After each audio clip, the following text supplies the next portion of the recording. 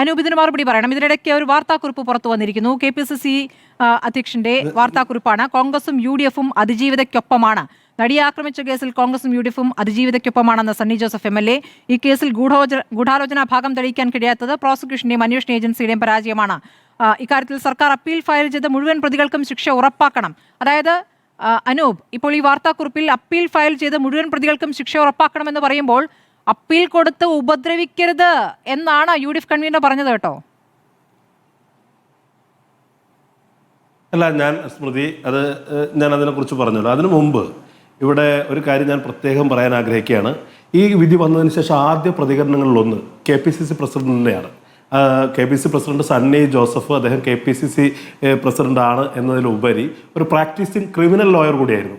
അദ്ദേഹമാണ് കേരളത്തിൻ്റെ പൊതുമധ്യത്തിൽ ആദ്യമായി ആധികാരികമായി ഇത് പ്രോസിക്യൂഷൻ്റെ പരാജയമാണെന്ന് പറഞ്ഞതിലൊരാൾ. പിന്നെ നേരത്തെ ഞാൻ പറഞ്ഞല്ലോ, ഇത്തരം കാര്യങ്ങളിൽ ഞങ്ങൾ വളരെ കൃത്യമായി വ്യക്തത വരുത്തി. UDF-ന്റെ അവസാന വാക്ക് UDF ചെയർമാനും KPCCയുടെ അവസാന വാക്ക് ഞങ്ങളെ സംബന്ധിച്ച് KPCC പ്രസിഡന്റുമാണ്. താങ്കൾക്ക് ഇപ്പോൾ പൊതുമധ്യത്തിൽ വന്ന ഈ പ്രസ് റിലീസിൽ പറയുന്നതിനേക്കാൾ മുമ്പ് ഇക്കാര്യത്തിൽ മാധ്യമങ്ങളിൽ ഈ പാർട്ടിയെ പ്രതിനിധീകരിക്കുന്ന ഞങ്ങളെ സംബന്ധിച്ച് വ്യക്തത ഉള്ളതാണ്. പക്ഷേ നിങ്ങളെ സംബന്ധിച്ച് നിങ്ങൾക്കൊരു ബുദ്ധിമുട്ടുണ്ടാക്കുന്ന രീതിയിൽ നിങ്ങളുടെ നേതാക്കൾ തന്നെ നിങ്ങളെ പ്രതിരോധത്തിലാക്കുന്നു എന്നുള്ളതാണ് കോൺഗ്രസിന്റെ ദുർഗതി. VR അനൂപ്, അത് ഇടയ്ക്കിടയ്ക്ക് സംഭവിക്കുന്നുണ്ട്. നിർണായകമായ ദിവസങ്ങൾ, നിർണായകമായ സമയങ്ങളിൽ. തെരഞ്ഞെടുപ്പ് ദിവസമാണ്. ഈ തെരഞ്ഞെടുപ്പ് ദിവസം UDF കൺവീനർ എന്ന ഉത്തരവാദിത്തത്തിലാണോ അദ്ദേഹം ഈ പ്രതികരണം നടത്തിയത്? എന്നിട്ട് ആ തിരുത്തിയത് പോലും എത്ര ബുദ്ധിമുട്ടിയിട്ടാണ്. ആ തിരുത്തിയ പ്രതികരണം നിങ്ങൾക്ക് സ്വീകാര്യമാണോ?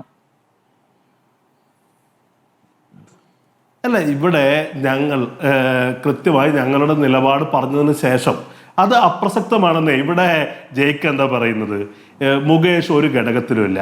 അരിവാൾ ചുറ്റിക നക്ഷത്ര ചിഹ്നത്തിൽ മത്സരിച്ച ഒരാൾ ഇപ്പോഴും CPIM-ന്റെ പാർലമെന്ററി പാർട്ടിയുടെ ഘടകത്തിലുള്ള ഒരാളാണ്. പാർലമെന്ററി പാർട്ടി അംഗമാണ് അദ്ദേഹം. പിന്നെ ഇവിടെ മുകേഷ് മാത്രമല്ല കേട്ടോ, ഈ പറയുന്ന രഞ്ജിത്ത് ഉണ്ടല്ലോ, ചലച്ചിത്ര അക്കാദമിയുടെ ചെയർമാനായ ഇവർ നിയോഗിച്ച രഞ്ജിത്ത്, കോഴിക്കോട് സീറ്റിലേക്ക് ഇവർ ആലോചിച്ചിരുന്ന രഞ്ജിത്ത്, കോഴിക്കോട് ജില്ലയിൽ നിർത്താൻ ആലോചിച്ചിരുന്ന രഞ്ജിത്ത് ഈ പറയുന്ന ദിലീപിനെ ജയിലിൽ കണ്ടിട്ടുള്ള ആളാണ്. അപ്പൊ ഏത് ഭാഗത്തായാലും അത്തരം പരിശ്രമങ്ങൾ നമ്മൾ തള്ളണമെന്നേ. ഞങ്ങളെ സംബന്ധിച്ച് ഞങ്ങൾക്കൊക്കെ വളരെ അഭിമാനമുണ്ട്. ഞങ്ങളുടെ നേതാവായിരുന്ന PT തോമസ് ആണ് ആദ്യ മണിക്കൂറുകളിൽ ഇത്തരമൊരു പൊതു സമ്മതിയിലേക്ക് അതിജീവിതയ്ക്കൊപ്പം നിൽക്കേണ്ടത് ഉണ്ട് എന്നുള്ള ഒരു പൊതു അഭിപ്രായം രൂപപ്പെടുത്തിയത്. അന്ന് ഈ വക പ്രസ്താവനകളൊന്നുമല്ല. അന്ന് കേരളത്തിന്റെ മുഖ്യമന്ത്രി പറഞ്ഞത് എന്താണെന്നറിയോ? ജയിക്കത് വിശദീകരിക്കണം. നേരത്തെ ഞാൻ പറഞ്ഞു, ഈ പ്രശ്നം വളരെ സങ്കീർണമായി നിൽക്കുന്ന ഘട്ടത്തിൽ ആഭ്യന്തര വകുപ്പ് മന്ത്രി കൂടിയായ കേരളത്തിന്റെ മുഖ്യമന്ത്രി പറഞ്ഞത് ക്രിമിനൽ ഗൂഢാലോചനയൊന്നും ഇല്ല എന്നാ. ഈ പറയുന്ന ആളെ രക്ഷപ്പെടുത്താനുള്ള ചില പരിശ്രമങ്ങളും നടന്നു. പക്ഷെ രക്ഷപ്പെടുത്താൻ കഴിയാത്ത ചില സാഹചര്യങ്ങളുണ്ടായി. അതിൽ ഈ PT തോമസിന്റെ ഒരു ഇനിഷ്യേറ്റീവ് ഉണ്ട്.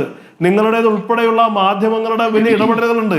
അങ്ങനെ പൊതുസമൂഹത്തിന്റെ സമ്മർദ്ദത്തെ തുടർന്ന് സർക്കാർ ചില കാര്യങ്ങൾ ചെയ്യാൻ നിർബന്ധിതമായതാ. അതെന്താണ് ഇവർ പറയാത്തത്? ആ കാര്യത്തെയാണ് ഞങ്ങളുള്ളത് കൊണ്ടല്ലേ ഇത് ഇങ്ങനെ സംഭവിച്ചതെന്ന് പറയുന്നത്.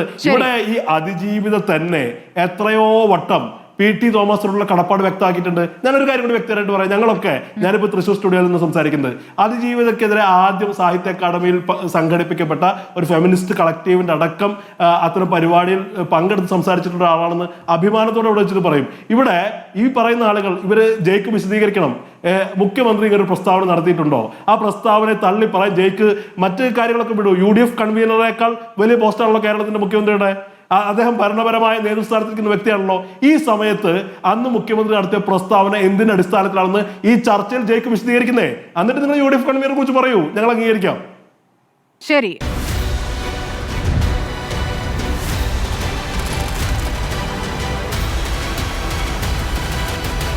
ഡിബേറ്റ് വിത്ത് സ്മൃതി പരുത്തിക്കാട്.